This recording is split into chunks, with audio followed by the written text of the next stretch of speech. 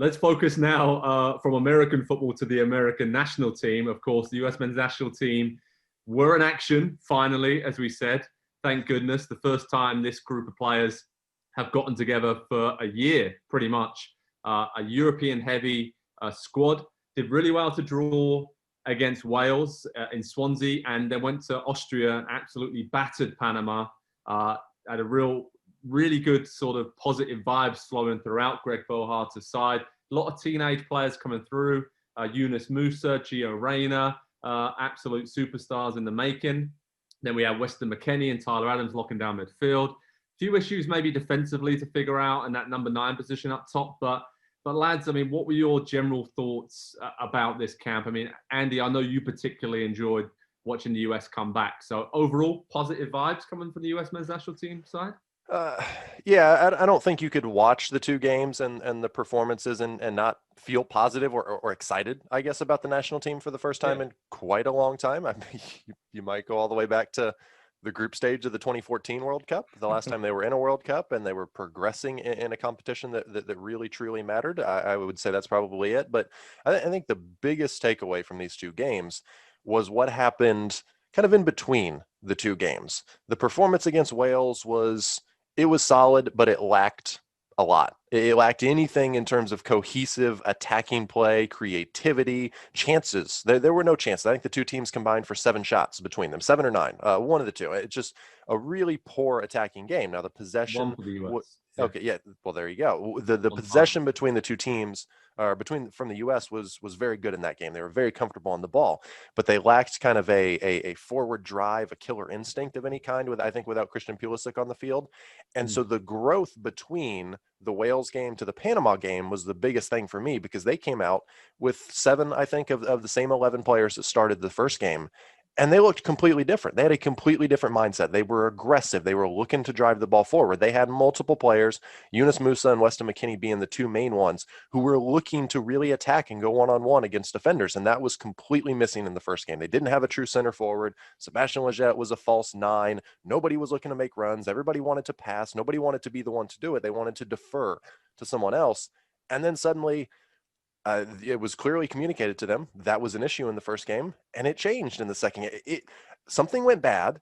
They talked about it. They made an adjustment, and they fixed it from one game to the next. That's how a team works. And so I think we actually have a coach who's capable of that. That's good. That's very positive. And I think these young players, Nick, before I ask you about how good they can be when we focus on some of the big players at big teams now across Europe, I put a tweet out there, the starting lineup for the game against Wales. The goalkeeper, Man City. That's the club he plays for. Dest, Barcelona. 2 centre-backs, Anderlecht and Wolfsburg. Left-back from Fulham. Midfielders from Leipzig, Juventus, Borussia Dortmund, Valencia. And a winger from Barcelona and a striker from the LA Galaxy. So one of those isn't quite like the others. But it does show you that these young players are developing at some of the biggest clubs in the world. It's going very well. Maybe some of them aren't quite getting all the game time they want right now, but we can see technically, right, Nick, that these players are extremely gifted, and it's something quite different that the US has had in previous cycles, to have all of these players at the same time at these massive clubs in Europe. So my question to you, Nick Mendola, is how good can these guys be? Reyna, Musa, Dest. I mean, obviously Pulisic didn't play, but that core group, can this be the best US men's national team ever, or are we getting ahead of ourselves a little bit? I mean, it can be. The potential is there. There's a lot of ways to go before that. Pulisic has to keep being Clint Dempsey, essentially, in terms of talismanic status. Dempsey is the best, in my opinion, with all respect to Donovan, the best attacking player in history for the U.S. Here's my thing, and don't forget that Sebastian Lletget was with West Ham well into his 20s, so his development started overseas as well. I look at a guy a little bit older, but still young, in Weston McKennie, and what's happened since he went to Juventus. And there were some worries there. And, I think a lot of us were concerned. He looks, again, understand the competition, he looks elevated. He looks like a guy who went out there and said, this can be my team. I'm confident as heck. Let's get almost to the point where I liked this. I hated the foul that probably should have been a red card, but that game was dicey. It was CONCACAF-y. And I felt like he said, I'm the leader out here, and I'm going to break someone off and try and set this game straight for the U.S. side. So I look at him at what, in his early 20s. I don't want to guess. I think he's 22. 22, yeah. 22. I look at McKenny and I think to myself, here's a guy who's already a leader then. And he mentioned in the press conference before the game that he could be a bridge between Brooks and Ream and the teenagers, that he can be kind of an age bridge there. And I love that. I absolutely love that. So what does that mean for Reyna and Moosa and Dest? It means they might see a guy who's around their age buy in a little quicker. And with Moosa, that's going to be really, really important because holy cow, did he look good. Absolutely incredible. And as I drink my pint of Concacaf here, that's what I'm now christening this, Nick, because that's a wonderful term. And if someone hasn't made that beer yet, they need to. It's an IPA. Pretty bitter. My main point about this was, and this is something Andy flagged to us, and Reggie Cannon spoke about it before, in between the games. And he was brilliant, by the way, after his move from Dallas to Boa Vista in Portugal. Really kind of give Bill Harter a dilemma there at right back. He was incredibly strong on urging other young MLS Academy products to head to Europe, no matter where it was, in one of the top leagues, get minutes under your belt, push yourself to that next level. And I've written someone on Pro Soccer Talk on NBCSports.com about the age-old MLS versus Europe debate. Where's the best place for players to develop? And there is no right answer, of course. It's kind of dependent on the players themselves. I do think there is a right answer, and I think Jurgen Klinsmann's somewhere smiling, probably in his helicopter over Southern California somewhere, just smiling fondly as he remembers all the hard work he did to get these young players into European academies and push them in that direction. But I think that what Reggie Cannon is kind of underlined is that there is that feeling again, I think from Greg Berhalter. I mean, we're all in his press conferences over the international break, and he was asked about the Champions League players and how many, there's a record 10 US men's national team players now in Champions League squads this season. And he said that any national team is judged by how many players they have playing regularly in the Champions League. And that's what he sees as the benchmark. So that to me is a very under the radar, guys, if you want to be part of my team, get yourself to Europe, like Aronson has just done with from the Philadelphia Union to Salzburg, and take that path and follow the lead of McKenny, Adams, and others who came from MLS academies and have gone to have great careers. So obviously, Moosa hasn't really gone down that traditional route. He's been with the England national teams and in a youth level, and Arsenal at youth level, and has now broken through at Valencia. But Andy, I mean, Moosa, how important is it to lock him down? I asked Bill Harter about it after the game against Panama, and he was kind of non-committal, saying we'll wait until he decides and we'll answer any questions he had. But he's an absolute superstar, isn't he? Yeah, the potential's there to be one. Obviously, his numbers in La Liga are, we'll say, rough at the moment. He's a 17-year-old who's been thrust into a team that's got some of the worst financial, hardships in the entire world of any club, and so they're desperate for anyone. And so he's going to take his lumps early on if he has the right mindset and the mentality to develop from it and to grow from those challenges and those shortcomings. Then it could be very, very good for him. The fact that he's playing as a semi-regular starter in La Liga at 17 years old.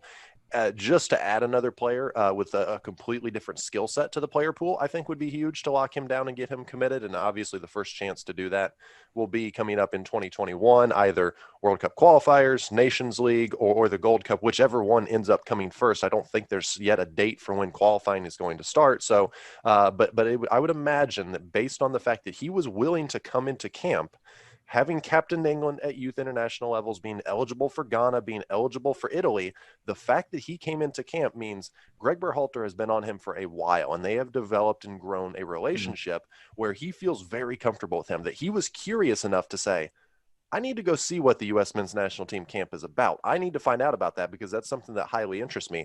I would imagine maybe it's a slightly like 51-49 or 52-48, but that would seem to indicate to me that's maybe where he wants to be and where he sees the best future for himself. Nick, your thoughts on Moosa? I mean, I loved him. I'm not going to take credit for noticing this as much as seeing a tweet of highlights, but his ball movement of getting the ball in the midfield, turning and going upfield, I thought, I guess you'll call it as a shuttler, was really great. Here's my worry. I have not felt like he's coming at all. It'll be such a pleasant surprise for me. So it was great to hear Andy say that. And here's why. If you think that Weston McKennie and Gio Reyna, and let's not forget, a lot of these guys were getting together with young guys for the first time in a while, and it was almost like a summer camp. And so that was great for them. He has years of ties to Mason Greenwood and Harvey Elliott from the England youth setup. He spent a lot of time with Bukayo Saka in Arsenal before going to Valencia. And I wonder if Gareth Southgate calls up his old buddies and say, hey, tell Eunice I see a place for him. That's what I worry about, because I don't know that those buttons were really pressed until they saw him in a U.S. shirt. So I will be very skeptical about But is there a place for him with England? It would be the question. Like, is there a legitimate place? If he is beyond what the coach says to him and really considers it, is there a place for him? Yeah, it's 4 or 5 years away. That's the thing. Right. Yeah. Do you want to go to the World Cup in 2022 or 2026? Yeah, it's a big decision for him. But yeah, Southgate's already come out and said that England obviously want to keep him long term, and they hope that he selects them. But it's going to be very interesting to see where he ends up, because he is a top talent.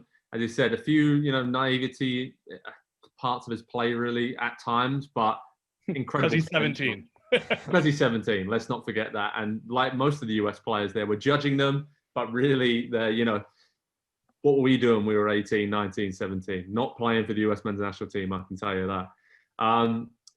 There are some negatives. We talked about a lot of positives, but there were a few negatives to come out of this camp. Nick, I'm going to ask you about the number 9 situation, because I know something you focused on, and also the centre-back depth. John Brooks is pretty much it, and that's it.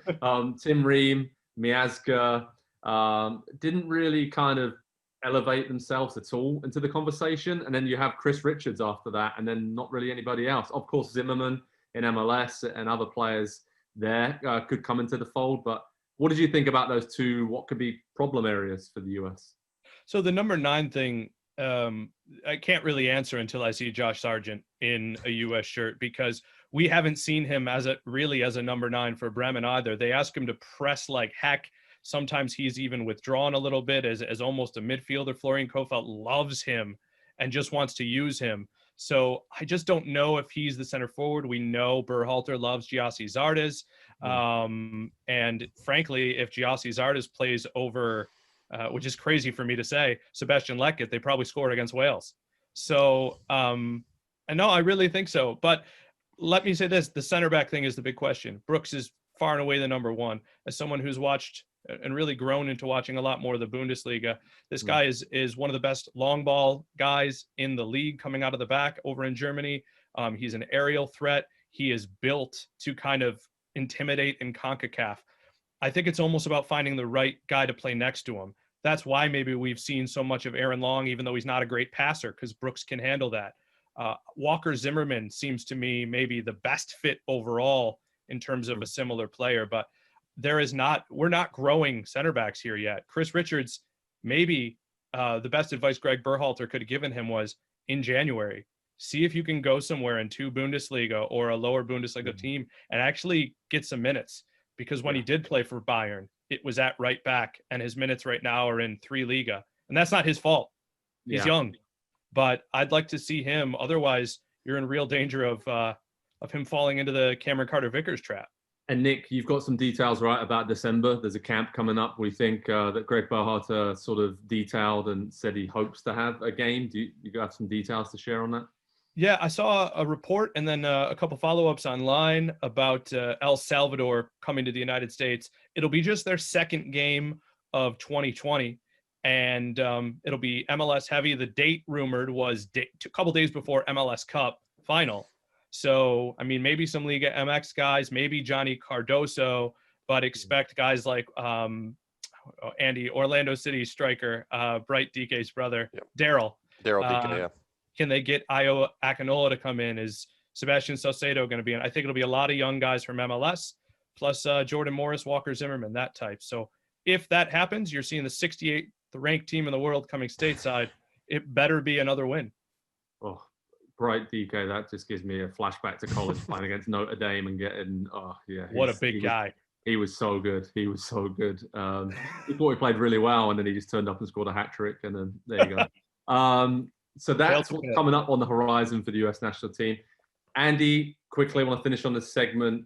Did this camp in November change your opinion about Berhalter, the ceiling for this team, and what we could expect for the 2022 World Cup? It doesn't change my opinion of Berhalter, because my opinion of Berhalter was already pretty high. You can disagree with a coach's tactics or the system that he wants to play, or the decisions that he makes, but when you listen to him talk, you can listen to the reasoning and the thought process and say, okay, I disagree with the conclusion, but I see that there is a logical process that you took to get there. And I can respect that. And two, I can see how that might work. It might not be the way that I would do it. I might disagree, but you're a reasonable adult as the head coach of the U.S. men's national team. And it's a bit of a shot at previous head coaches, of course, but we have a coach that's in charge that has a plan, and he's not deviating from it. He's got a lot of young players, and I think he's a pretty good coach to integrate a lot of those young players, because he did that quite a bit when he was at Columbus Crew, and he's shown that he can bring them into the fold now and get them to work together and play together and build together. And that's the biggest thing is, there's a lot of competition in the team, but listening to some of the press conferences that they had over the last week, there's a lot of love within that locker room as well. A lot of players who just really like each other and really want to play for each other, and they're competing for minutes, sure, but there's just a great feeling about the U.S. men's national team camp at the moment, and I think a lot of that credit goes to Berhalter. And as far as potential, it doesn't change, because we don't know what the potential is, because it's a bunch of 17 and 18 and 19 and 20-year-olds running around in their first, single-digit caps is what we're talking about for a lot of these players. So we're not going to know until probably midway through the next World Cup cycle what the actual potential of this group is going to be. And if they get to this World Cup and have that experience and that growth in their careers, then I think we can talk about, okay, the potential has gone up. Nick, you agree with that? I do. This just popped into my head, so it might be insane, but I think about maybe 6-7 years ago when Belgium started emerging. Not that we're going to be at that level, but you saw pieces. You saw Kevin De Bruyne. You would hear about young guys coming through the ranks like Tielemans, and that's really come together for them. Yeah. I also think only one thing is, I think Berhalter's a great in-game coach. I really like him.